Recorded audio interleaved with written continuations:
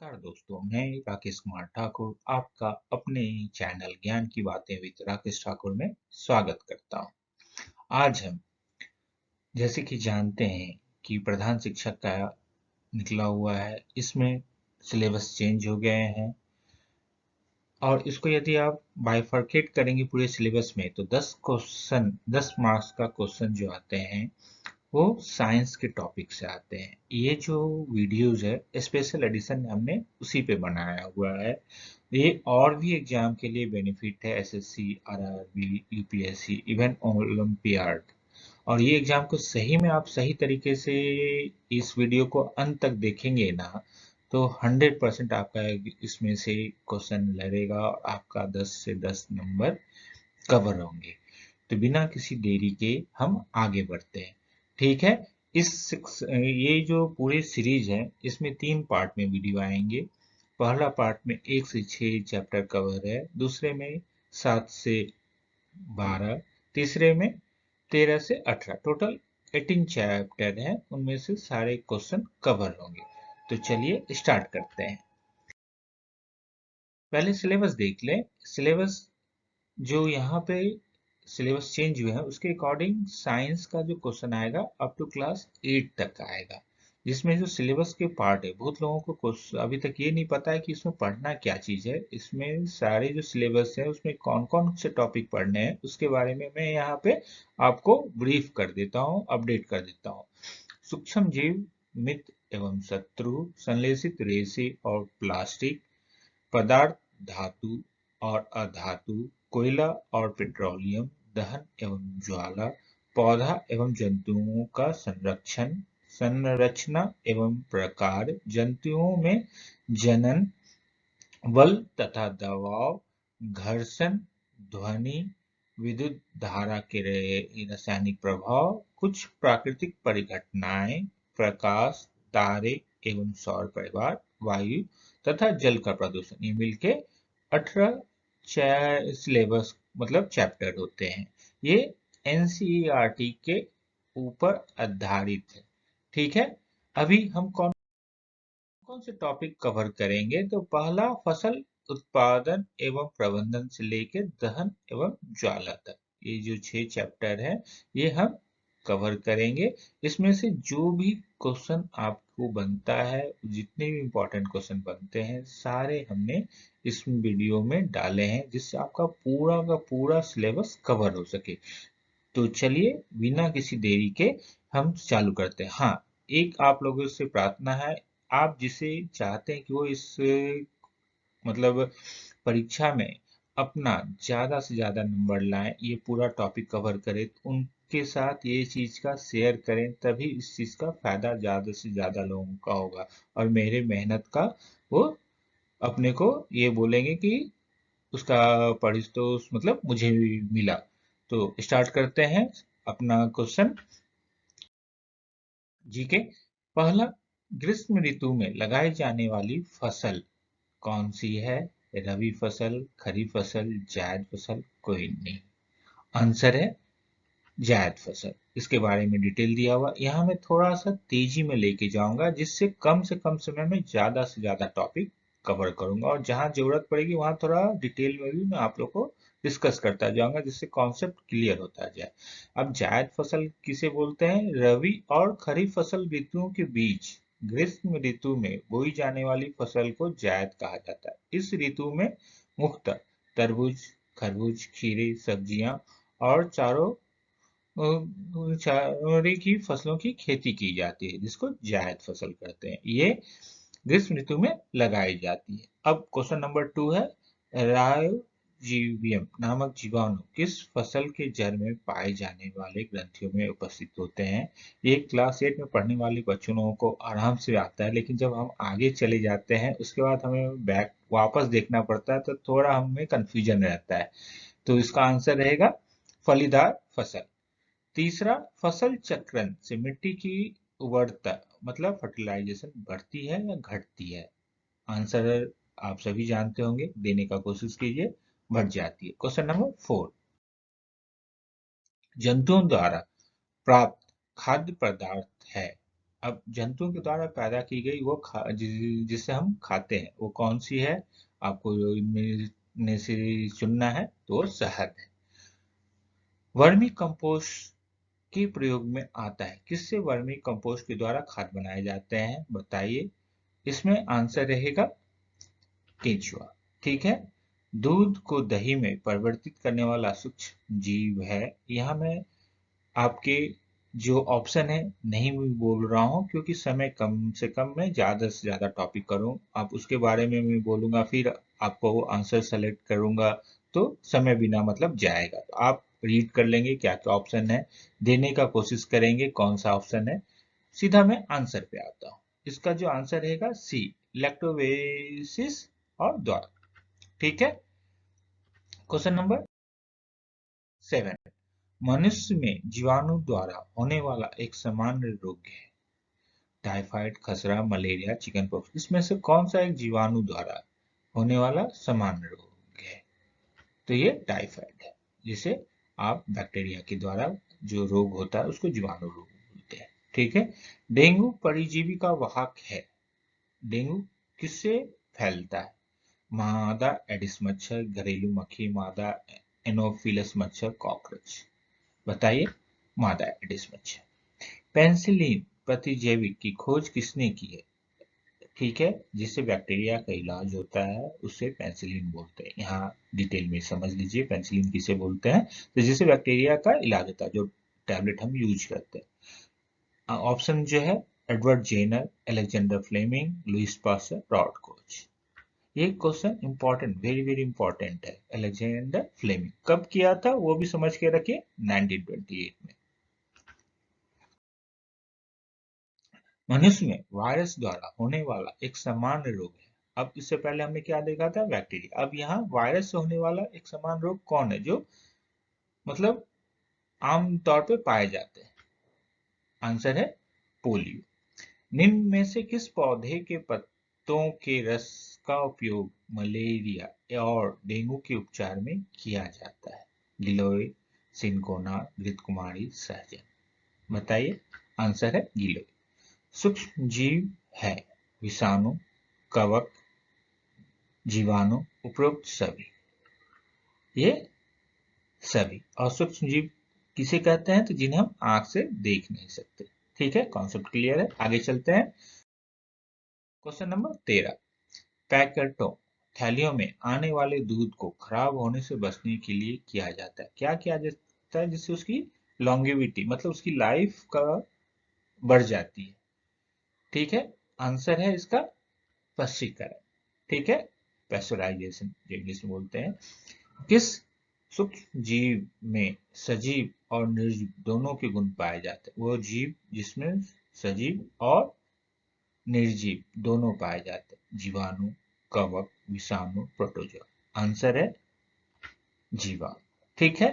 ये आपके जो सूक्ष्म जीव के टॉपिक है उसके बारे में 3-4 क्वेश्चन इंपॉर्टेंट दिए हैं, सीरीज में दिए हैं, थोड़ा सा समझ के लेंगे। यहाँ पे आंसर एक का ऑप्शन दूसरे का आंसर भी हो सकता है। ठीक है। सूक्ष्म जीव कितने प्रकार के होते हैं, ठीक है, कैटेगराइज किया गया है। सूक्ष्म जीव कितने प्रकार के होते हैं, 4। ठीक है। अब 14 में आप देख लें क्या क्या है। क्वेश्चन नंबर का जो टॉपिक में जो ऑप्शन दिए गए वही आपके 4 प्रकार हैं, जीवाणु, कवक, विषाणु, प्रोटोजोआ। ठीक है। सूक्ष्म जीव कौन कौन से वर्ग में बांटा गया है, मैंने आपको पहले ही हिंट दे दिया था, जीवाणु, कवक, प्रोटोजोआ, सेवेल, उपरोक्त सभी। आंसर रहेगा उपरोक्त सभी। प्रतिजैविक औषधि कौन सी है इन सब में, हमने पहले भी यदि आप ध्यान दिए होंगे वीडियो में तो आप आराम से इसका आंसर दे पाएंगे। Penicillin, insulin, aldron, auxin. Answer है पेंसिलिन, ये बैक्टीरिया के लिए यूज किया जाता है। कवक क्या है, ठीक है, एक प्रकार के पौधे, बहुकोषीय सूक्ष्मजीव, उपरोक्त सभी। ये सभी इनके फंक्शन फीचर्स है। ठीक है। एक कोशिकीय जीव है। अब ऑप्शन दिया हुआ है, इसमें से वो जीव जिसमें एक सिंगल सेल होते हैं, अमीबिया, गाय, स्टारफिश, मनुष्य। ऑब्वियसली अमीबिया आंसर होगा। 20 नंबर का क्वेश्चन, गाय के खुरपाक और मुंहपाक रोग किसके द्वारा होता है, इसका कारक कौन होता है, जीवाणु, वायरस, कवक या कोई नहीं, ये वायरस द्वारा फैलता है।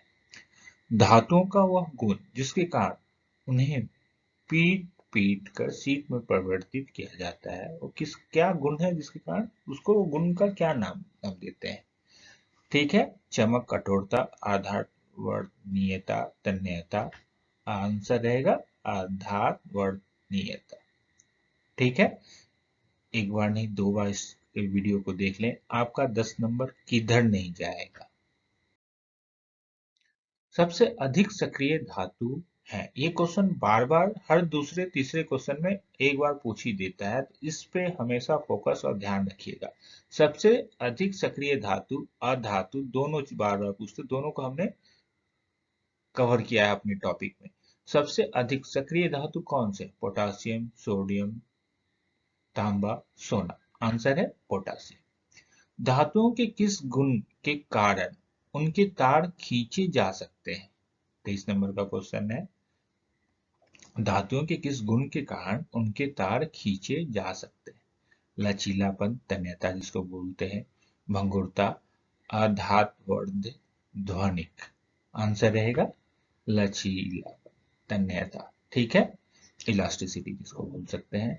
निम्नलिखित में से कौन सा धातु नहीं है, अब इसमें से देखना है, यदि हम जरा सा भी अलर्ट होके देखेंगे आंसर समझ में आ जाएगा। तांबा, एल्युमिनियम, सल्फर, लोहा, सारे के बर्तन मिलते हैं, सल्फर के बर्तन हम नहीं देखते, इसलिए उसे हम सिलेक्ट कर सकते हैं, सल्फर आंसर सही।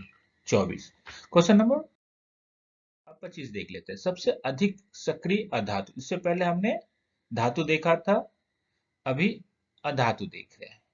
कार्बन, फास्फोरस, सल्फर, कोई नहीं। आंसर है फास्फोरस।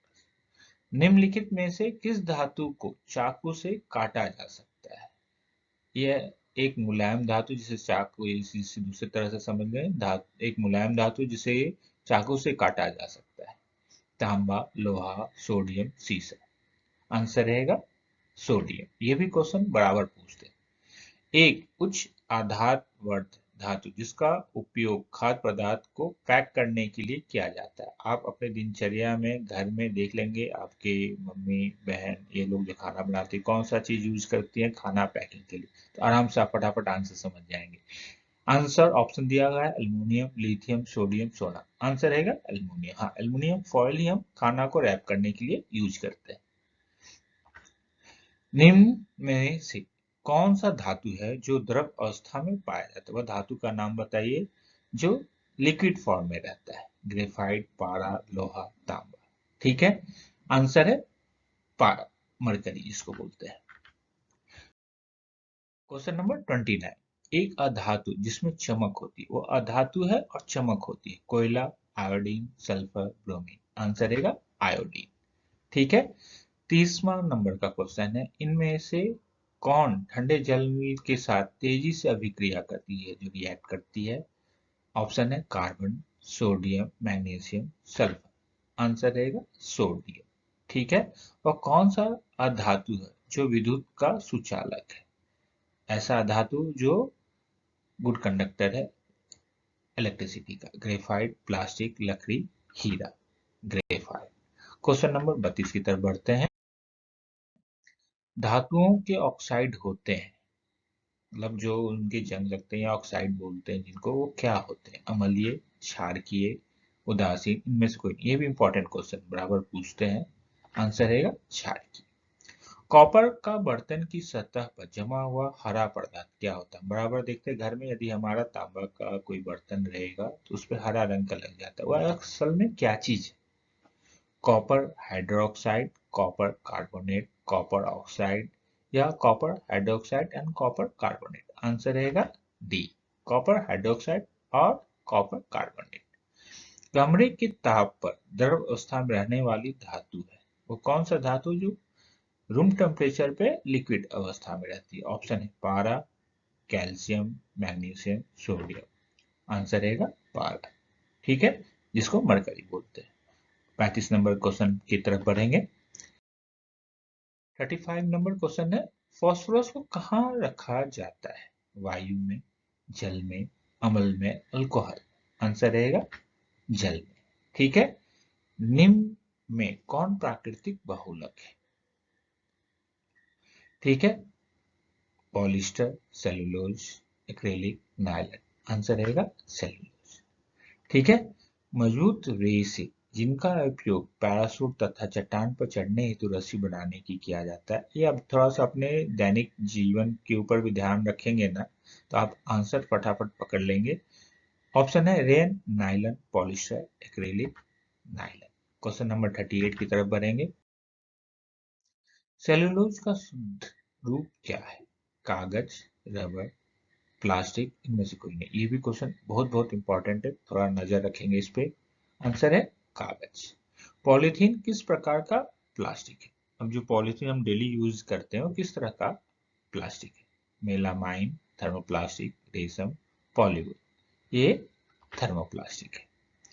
क्वेश्चन नंबर 40 की तरफ बढ़ेंगे। पदार्थ जो प्राकृतिक प्रक्रिया जैसे जीवाणु द्वारा अपघटित हो जाता है कहलाता है।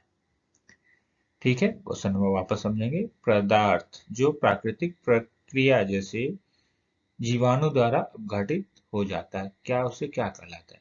जैव निम्नकरणीय, जैव अमिनकरणीय, संश्लेषित रेशे, अपघटक। जैव निम्नकरणीय, जिसको बायोडिग्रेडेबल बोलते हैं। ठीक है, क्वेश्चन नंबर 41 की तरफ बढ़ेंगे। उच्च अनुभार वाले बहुलक को कहते हैं। ऑप्शन है प्लास्टिक, पाइकनासी, कांच, सीमेंट। आंसर है प्लास्टिक। कृत्रिम रेशम बनाया जाता है, किससे बनाया जाता है कृत्रिम रेशम? ठीक, आर्टिफिशियल रेशम। प्रोटीन से, कार्बोहाइड्रेट से, एडिपिक अम्ल से, सेलुलोज से। आंसर रहेगा सेलुलोज। राइन एक रेशा है। ठीक है, कैसा रेशा है? प्राकृतिक, संश्लेषित, प्लास्टिक, इनमें से कोई नहीं। बताइए। ये संश्लेषित। ठीक है, सिंथेसाइज। क्वेश्चन नंबर 44 की तरफ बढ़ेंगे। स्पिन रेट निम्न किस कार्य के लिए प्रयुक्त किया जाता है? ठीक है, स्पिन रेट निम्न किस कार्य के लिए प्रयोग किया जाता है? ब्लीचिंग, रंगाई, सुखाने के लिए, धागा बनाने के लिए। आंसर रहेगा धागा बनाने के लिए। संश्लेषित रेशे छोटी इकाई से बने होते हैं, जिन्हें कहते हैं, क्या कहते हैं उन्हें? बहुलक, भाग, कोशिका, काश। बहुलक। कपास एक बहुलक है जो कहलाता है। ठीक है, ऑप्शन सुनिए। पूर्णहरित, काश, सेलुलोज, पेप्टाइड, सेलुलोज।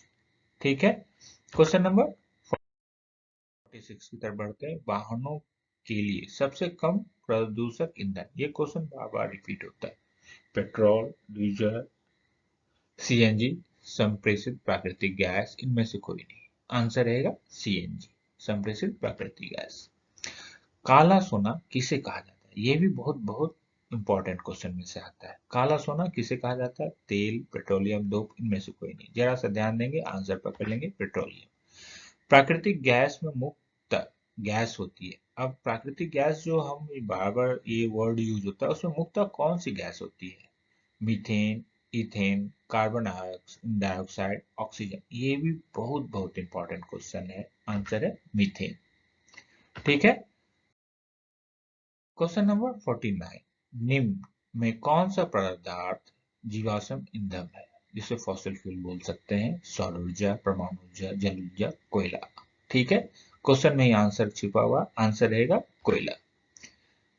पेट्रोलियम का कौन सा उत्पादक सड़क निर्माण हेतु में उपयोग किया जाता है? ये भी बहुत बहुत इंपॉर्टेंट क्वेश्चन है, बराबर आते रहते हैं। Coke, coal gas, bitumen, petrol. Answer रहेगा बिटमेन, जिसे अलकतरा भी बोलते हैं। तेल में लगी आग को किस अग्निशामक द्वारा बुझाया जाता है? ये भी again very very important question है। CCl4, दूसरा भी CO2, carbon dioxide, oxygen. Oxygen, ये रहेगा आंसर, कार्बन डाइऑक्साइड, CO2। ठीक है, क्वेश्चन नंबर 52 की तरफ बढ़ते हैं। लाल तपकों पर जल वाष्पावित करने से कार्बन मोनोऑक्साइड एवं हाइड्रोजन गैस का मिश्रण प्राप्त होता है, जिसे कहते हैं, क्या कहते हैं, लाल तप्त कोक। लाल जो कोयले हैं उस पे जल वाष्प प्रभावित करने पे carbon monoxide and hydrogen gas का मिश्रण प्राप्त होता है, जिसे कहते हैं कोल गैस, जल गैस, प्रोड्यूसर गैस, बायोगैस। जल गैस इसको बोलते हैं। दहन के लिए क्या जरूरी है? आग लगने के लिए हवा, पानी, आग, ज्वाला। हवा। विद्युत उपकरणों में लगी आग बुझाने के लिए सबसे अच्छा अग्निशमक है। ये अगेन इंपॉर्टेंट क्वेश्चन है। यदि आपको लाइट इलेक्ट्रिसिटी में आग लगी है तो सबसे अच्छा चीज क्या है जिससे वो आग जल्दी बुझ सके? पेट्रोल, पानी, रेत, carbon dioxide. Carbon dioxide answer. Question number 55 की तरफ बढ़ते हैं।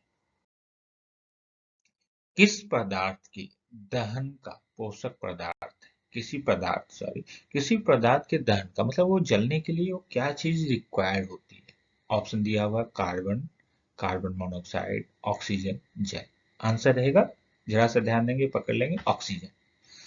लकड़ी का जलना किस प्रकार के दहन का उदाहरण है? अगेन ये इंपॉर्टेंट क्वेश्चन है। मंद दहन, विस्फोटक, स्वतः दहन, इनमें से कोई नहीं। थोड़ा सा गौर करके देखेंगे लकड़ी जब जलता है तो कैसे जलता है। ये मंद दहन में आएगा। निम्न में कौन स्वतः दहन का उदाहरण है? खुद ब खुद आग लग जाता है जिसमें, उसको स्वतः दहन बोलते हैं। ऑप्शन में से सिलेक्ट कर लेंगे, पकड़ लेंगे। ऑप्शन हो सकता है कुछ अलग भी आए, जानकारी रखेंगे कौन सा स्वतः दहन है, वो ऑप्शन टिक कर लेंगे। श्वेत फास्फोरस, लकड़ी का जलना, पटाखा, इनमें से कोई। आंसर रहेगा श्वेत फास्फोरस। ये हवा के संपर्क में आकर खुद को खुद जलने लगता है। 58 क्वेश्चन की तरफ बढ़ेंगे। वह ताप जिस पर कोई पदार्थ जलना शुरू होता है क्या कहलाता है? वह ताप जिस पे कोई भी पदार्थ जलने लगता है अपने आप, उसको क्या कहता है? कौन सा था? ज्वलन ताप, ज्वाला, ज्वलनशील, दहनशील पदार्थ। क्या बोलते हैं?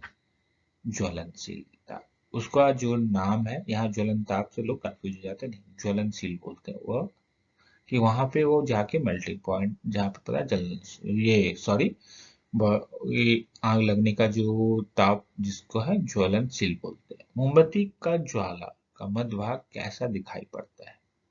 जब आप कैंडल जलाते हैं, गौर कीजिएगा, कैसा दिखता है? लाल, पीला, हरा, काला। पीला दिखता है। ईंधन के ऊष्मायन को मात्रक कौन सा है? जो ईंधन जो हीट पैदा होता है उससे, उसका क्या मेजरिंग यूनिट है? केजी में, KG slash KG, KJ, K slash J. J slash KG मतलब kilo joule by kilogram, kilo joule, kilo by joule. क्या ऑप्शन रहेगा? पहला ऑप्शन है किलोग्राम। आंसर रहेगा बी, किलो जूल पर किलोग्राम। अब क्वेश्चन नंबर 61 की तरफ बढ़ते हैं। निम्न में किस ईंधन को ऊष्मायन सबसे अधिक होता है? ये सारे ऑप्शन में किसका ऊष्मायन, हीटिंग जिसमें सबसे ज्यादा मिलती है? लकड़ी, केरोसिन, एलपीजी, हाइड्रोजन। बताइए, बहुत बहुत इंपॉर्टेंट क्वेश्चन है। एलपीजी इसलिए घर में एलपीजी यूज होता है, जहाँ पे हीटिंग, उसके जो हीट जनरेट होते हैं वो सबसे ज्यादा उसमें आता है। निम्न में कौन ज्वलनशील पदार्थ है? लकड़ी, कोयला, पेट्रोल, पत्थर। आंसर सिंपल है, पेट्रोल। ठीक है। ज्वाला के कितने क्षेत्र? अगेन ये बहुत इंपॉर्टेंट क्वेश्चन है और कॉन्सेप्ट क्लियर करने वाला। ज्वाला जो आग लगती है उसके कितने क्षेत्र होते हैं? एक अपने आगे बाजू एक क्षेत्र बनाता है, उसके कितने क्षेत्र होते हैं? 4, 3, 5 या 2? ऑप्शन है 3। कौन कौन है थोड़ा सा ध्यान देख लेंगे। ज्वाला के 3 स्पष्ट क्षेत्र होते हैं: आंतरिक ज्वाला क्षेत्र, दीप्त क्षेत्र, ज्योतिहीन क्षेत्र। ठीक है। कौन से 3 क्षेत्र हैं? आंतरिक ज्वाला क्षेत्र जो अंदर जलते हैं, दीप्त जो प्रकाशमान है, ज्योतिहीन जो मतलब जो दिखाई नहीं देता वो क्षेत्र। इसके साथ मैं राकेश कुमार ठाकुर आप लोगों से विदा लेता हूँ। आपका कमेंट मुझे आगे बढ़ने में मदद करेगा। ये भी मैं जो सवाल लाया हूँ आप लोग के कमेंट के ऊपर ही लाया हूँ। उम्मीद करूंगा आपको किधर भी कुछ भी तकलीफ होगा आप वहां पे जरूर शेयर करेंगे, उसके ऊपर मैं काम करके उसका और बेटर वे में लाने का हल ढूंढूंगा। इसके साथ मुझे आज्ञा दे। जय हिंद।